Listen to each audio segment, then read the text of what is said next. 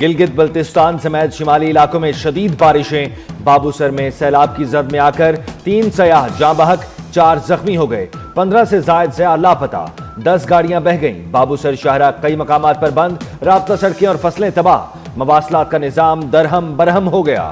بابوسر شاہراہ پھنسے سینکڑوں سیاحوں کو ریسکیو کر لیا گیا۔ اسکردو میں طوفانی بارشوں کے بعد ندی نالوں میں طغیانی، کئی رابطہ سڑکیں، مکانات اور فصلوں کو نقصان پہنچا۔ سوات میں موسلا دھار بارشوں نے تباہی مچا دی، تحصیل چار باغ میں سیلابی ریلا باپ اور 2 بچوں کو بہا کر لے گیا۔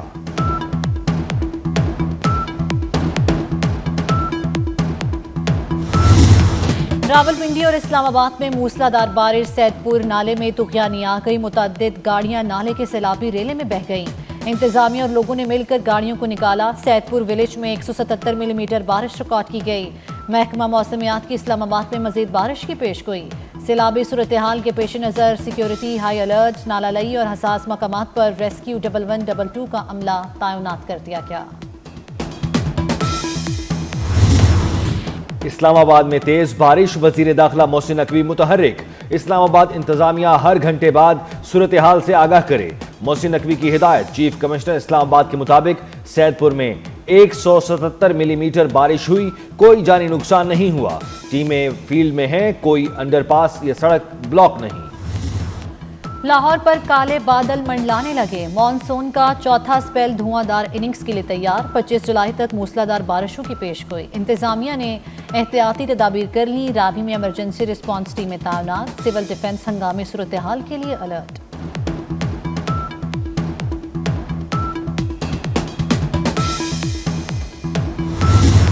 چکوال میں کلاؤڈ برسٹ کی خبر غلط نکلی، محکمہ موسمیات نے وضاحت جاری کر دی، 423 ملی میٹر بارش کی اطلاع بے بنیاد اور گمراہ کن قرار۔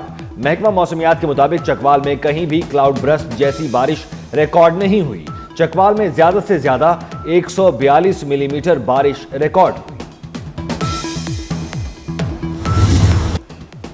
دریا اور ندی نالوں کے بہاؤ میں غیر معمولی اضافے اور طغیانی کا خدشہ، پی ڈی ایم اے نے الرٹ جاری کر دیا، دریائے راوی، جہلم، ستلج اور چناب کے بہاؤ میں اضافے کا امکان، دریائے سندھ میں تونسا کے مقام پر درمیانے درجے کا سیلاب، تربیلا، کالا باغ اور چشمہ کے مقام پر نچلے درجے کا سیلابی ریلا، گڈو بیراج کے مقام پر پانی کی سطح ایک بار پھر بلند ہونے لگی۔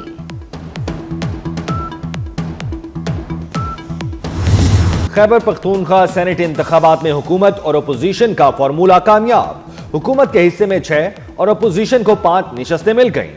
جنرل نشستوں پر پی ٹی آئی کے 5 اور فیصل جاوید، نور الحق قادری، مراد سعید اور مرزا آفریدی کامیاب، نون لیگ کے نیاز احمد، جے یو آئی کے عطاء الحق اور پیپلز پارٹی کے طلحہ محمود بھی جنرل نشستیں جیت گئے۔ خواتین کی نشستوں پر پی ٹی آئی کی روبینہ ناز اور پیپلز پارٹی کی روبینہ خالد فاتح، ٹیکنوکریٹ کی نشست پر پی ٹی آئی کے اعظم سواتی اور جے یو آئی کے دلاور خان کامیاب، پی ٹی آئی کے ناراض امیدوار خرم ذیشان کو کوئی ووٹ نہیں پڑا۔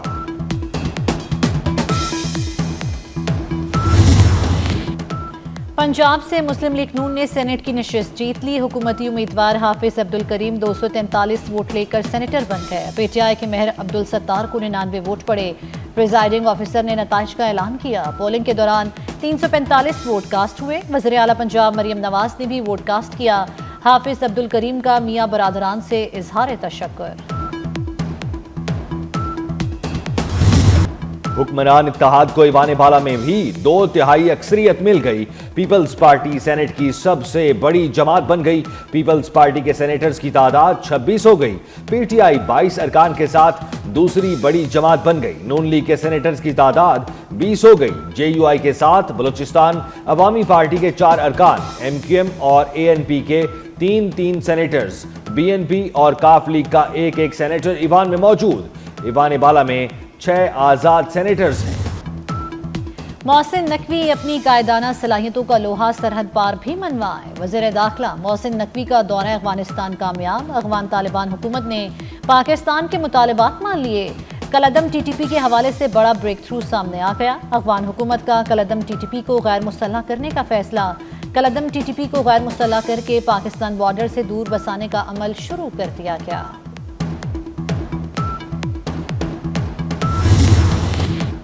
وزیر داخلہ محسن نقوی سے ایران کے وزیر داخلہ سکندر مومنی کا ٹیلی فونک رابطہ۔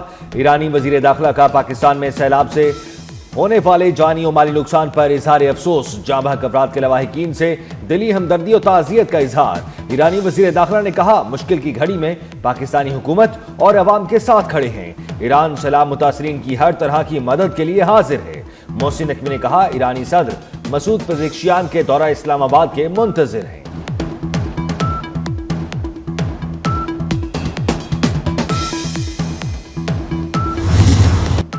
بلوچستان میں نام نہاد غیرت کے نام پر قتل جوڑے کا مقدمہ سرکار کی مدعیت میں درج۔ دہشت گردی کی دفعات شامل پوسٹ مارٹم رپورٹ کے مطابق خاتون کو 7 اور مرد کو 9 گولیاں ماری گئیں۔ پوسٹ مارٹم ڈگاری کوئل مائن قبرستان میں کیا گیا، دونوں کو 4 جون 2025 کو قتل کیا گیا تھا۔ مرکزی ملزم 2 روزہ جسمانی ریمانڈ پر پولیس کے حوالے۔ Chief justice Balochistan high court کا واقعے پر نوٹس، ایڈیشنل چیف سیکرٹری داخلہ اور آئی جی پولیس کو آج طلب کر لیا۔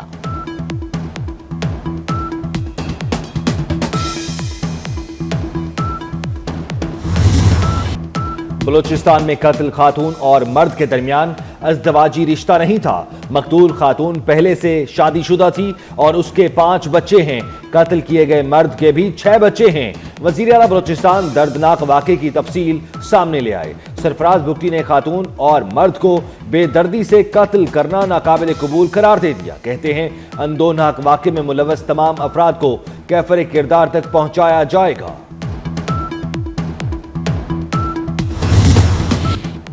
علی امین گنڈاپور کو گرفتار کر کے عدالت پیش کرنے کا حکم۔ شراب اور اسلحہ برآمدگی کیس میں وزیر اعلیٰ خیبر پختونخوا کے وارنٹ گرفتاری برقرار۔ عدالت نے حاضری سے استثناء کی درخواست مسترد کر دی۔ کیس کی سماعت 22 جولائی تک ملتوی۔ ڈاکٹر عافیہ صدیقی کیس، اسلام آباد ہائی کورٹ نے وزیر اعظم شہباز شریف کو توہین عدالت کا نوٹس جاری کر دیا۔ 2 ہفتوں میں جواب طلب۔ وفاقی کابینہ کے ارکان کو بھی توہین عدالت کا نوٹس۔ کیس میں رپورٹ پیش نہ کرنے پر نوٹس جاری کیے گئے۔ طبی شعبے میں انقلاب مشکل لیکن ناممکن نہیں۔ طبی آلات کی لائسنسنگ اور رجسٹریشن پر فیصلے کیے جائیں۔ وزیر اعظم شہباز شریف کا طبی آلات کی لائسنسنگ اور رجسٹریشن کے ڈیجیٹل سسٹم کی افتتاحی تقریب سے خطاب۔ کہا وزارت صحت میں ڈیجیٹائزیشن کا عمل قابل ستائش ہے۔ اس نظام کے تحت طبی آلات کی رجسٹریشن کا عمل 20 روز میں مکمل ہوگا۔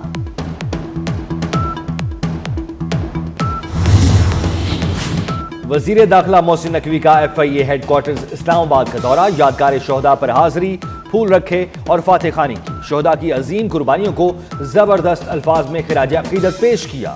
محسن نقوی کی زیر صدارت اجلاس میں FIA کے جدید خطوط پر تنظیم نو کا فیصلہ۔ وزیر داخلہ نے جامع پلان طلب کر لیا۔ FIA کے لیے جدید ٹیکنالوجی اور مطلوبہ ہتھیاروں کی منظوری بھی دی۔ FIA کو فاسٹ ٹریک کاؤنٹر قائم کرنے کی ہدایت۔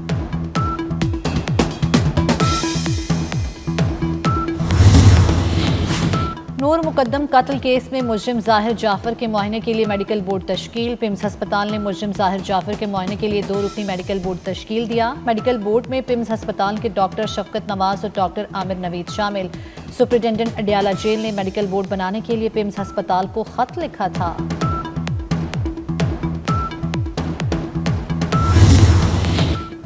ڈھاکہ میں فضائیہ کا تربیتی طیارہ سکول میں گر کر تباہ۔ حادثے میں جاں بحق افراد کی تعداد 19 ہو گئی۔ بنگلہ دیش میڈیا کے مطابق حادثے کے وقت سکول میں موجود طلباء تھے۔ بنگلہ دیش کی فضائیہ نے طیارہ حادثے کی تحقیقات کا حکم دے دیا۔ چین نے دریائے برہما پترا پر ڈیم کی تعمیر شروع کر دی۔ بھارت کی نیندیں اڑ گئیں۔ چینی منصوبے کو پانی کا ایٹم بم قرار دیا جانے لگا۔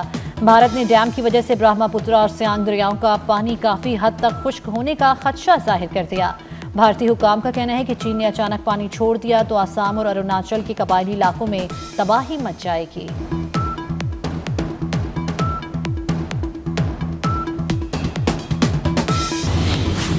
غزہ میں اسرائیل کی دہشت گردی کا سلسلہ جاری۔ اسرائیلی فوج کے وحشیانہ فضائی حملوں میں مزید 134 فلسطینی شہید ہو گئے۔ محکمہ صحت کے حکام کے مطابق غذائی قلت کے باعث 19 فلسطینی بھوک سے شہید ہو گئے۔ بھارت کے نائب صدر جگدیپ دھنکر مستعفی ہو گئے۔ میڈیا رپورٹ کے مطابق جگدیپ نے طبی مسائل پر استعفیٰ دیا۔ بھارتی پارلیمنٹ نئے نائب صدر کا انتخاب کرے گی۔ نئے نائب صدر کے انتخاب تک جگدیپ دھنکر ذمہ داریاں نبھائیں گے۔